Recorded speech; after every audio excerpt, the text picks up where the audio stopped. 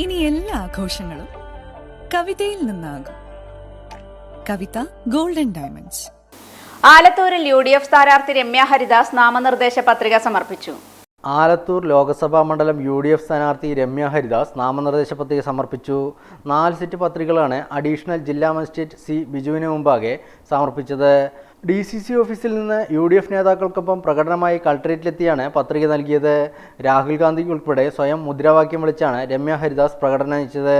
KPCC vice president VT Balram, DCC president A. Thankappan, മുതിർന്ന നേതാവ് VS Vijayaraghavan, DCC vice president Sumesh Achuthan, KPCC അംഗം Sajesh Chandran, C. Prakashan, Muslim League സംസ്ഥാന committee അംഗം അമീർ, ഘടകകക്ഷി നേതാക്കൾ തുടങ്ങിയവരുടെ നേതൃത്വമായിരുന്നു പ്രകടനം.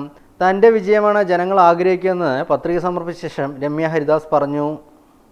പാലക്കാട് ജില്ലയും തൃശ്ശൂർ ജില്ലയും ഉൾക്കൊള്ളുന്ന ആലത്തൂർ പാർലമെന്റ് മണ്ഡലം, നിങ്ങൾക്കറിയാവുന്ന പോലെ ആലത്തൂർ പാർലമെന്റ് മണ്ഡലത്തിൻ്റെ ജനപ്രതിനിധിയായി ജനവിധി തേടുന്നതിന് വേണ്ടി പാലക്കാട് ജില്ലാ ആസ്ഥാനത്ത് നാമനിർദ്ദേശ പത്രിക സമർപ്പിച്ചു കഴിഞ്ഞിരിക്കുന്നു.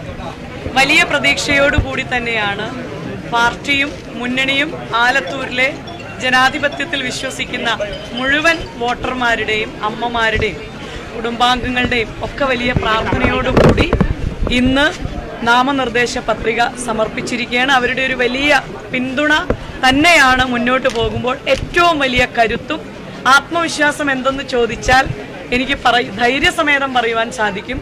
ആലത്തൂർ പാർലമെന്റ് മണ്ഡലത്തിലെ എൻ്റെ കുടുംബാംഗങ്ങളായിരിക്കുന്ന കഴിഞ്ഞ 5 വർഷക്കാലം അവരോടൊപ്പം ചേർന്ന് നിൽക്കുവാൻ കഴിഞ്ഞ ഒരു ജനപ്രതിനിധി എന്നുള്ള രീതിയിലും അവരുടെ സുഖദുഃഖങ്ങളിൽ പങ്കാളിയായ ഒരു സഹോദരിയായിക്കൊണ്ടും വലിയ പിന്തുണയോടു കൂടി തന്നെയാണ് ഈ തെരഞ്ഞെടുപ്പിനെ